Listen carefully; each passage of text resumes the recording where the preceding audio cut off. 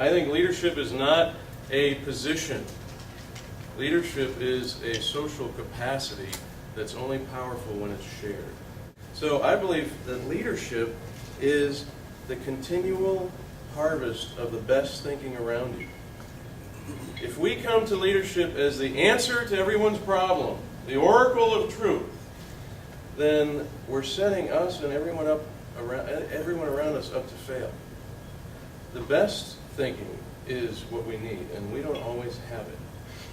And that's okay. So that's where narcissism or too much pride or whatever you want to call it gets in the way of excellence. If we think we're the answer, we are sometimes, but not all the time. And you don't get to lead in just the areas you're really good at. You probably have to lead in a lot of different areas, so flexibility is key. Everyone is a leader. I said whether you're a CEO or a soccer mom, I think whether you're a teacher or a train conductor or whoever you are, we lead. It's not a position. Positional leadership, that's part of hierarchy, and in most organizations it's needed. But it doesn't necessarily mean people are following you. We all know, many times we have empty suits in the position many times, right? We've seen this empty suit. I think right now, empty suit, this concept of a leader as an empty suit, is more important to think about now than it ever has been, because we just went through what I would call the age of a cultural age of the deal. Everything's a transaction. Everything is, well, if you do this for me, then I'll do this for you. And it's a side effect of capitalism, and capitalism is great. I'm a huge fan of capitalism. I think it's wonderful, but there are side effects to everything. So what happens with the age of the deal? Well, we forget who we are. And all of a sudden, we're just we're a compilation of the deal that we can make. I'm only as good as the deal I can make.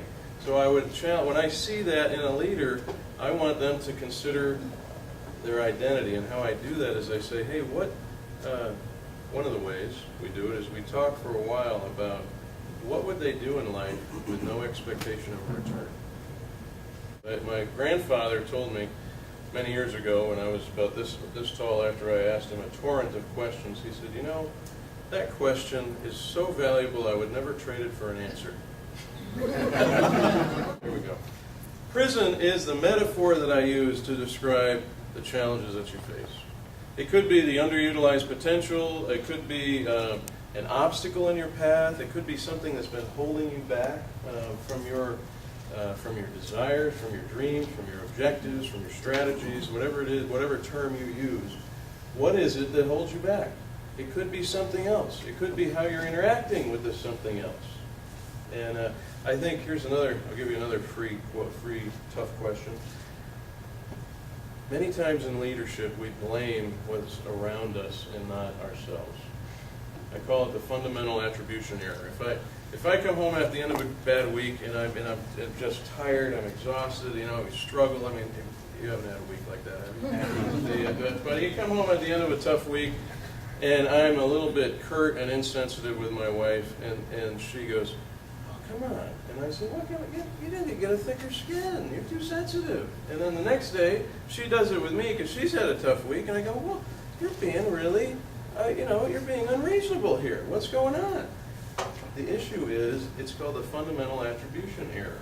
I'm holding people, we naturally as humans hold other people accountable for their behavior, but ourselves accountable for our intentions. Well, I didn't mean to be irritated with you. I didn't mean to hurt your feelings. You just need to get a thicker skin. Well, boy, she's unreasonable. So that's part of our inherent hypocrisy. We're unfairly holding other people accountable for their behavior, but ourselves accountable for what we intended to do. Shakespeare said in the 12th Night, "No prison is more confining than the one we know not we are in." So it's important, through tough questions, you can expose the unconscious. Only through tough questions and insight and reflection. Because the unconscious is sometimes one of our most difficult prisons. John was telling me, he said, I read the book, and I know we talked a little bit, but he goes, I did not realize that this stuff could actually work. He said, because in the beginning of 2009, he serviced about 6 different markets, 6 different we call them markets or industries or types of companies, etc.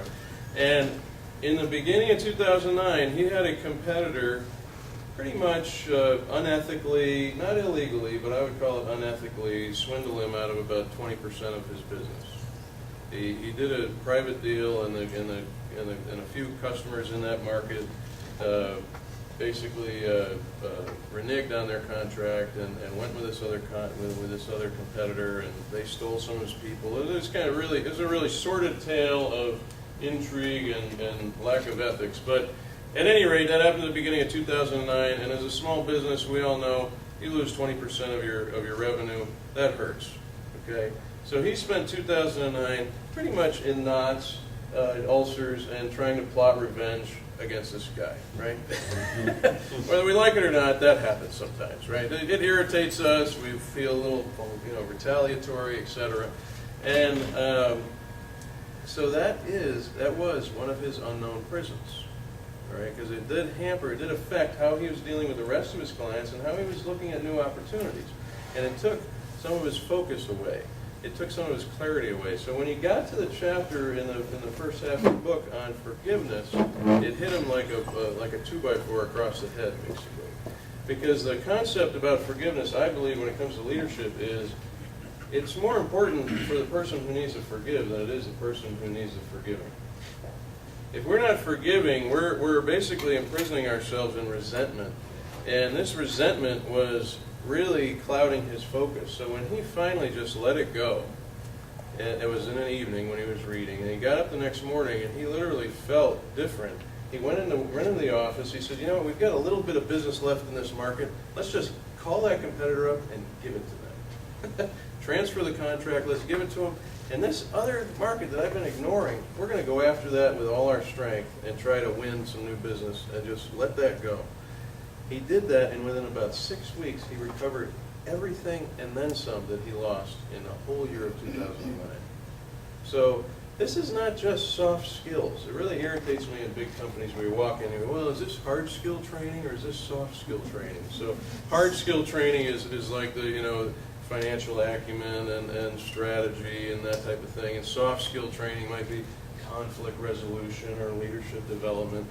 I said, well, maybe you need to have another category here. How about like explosive training? Can we just like blow the wall apart that you're stuck in and get you out of your paradigms and get you into something fresh? Kind of.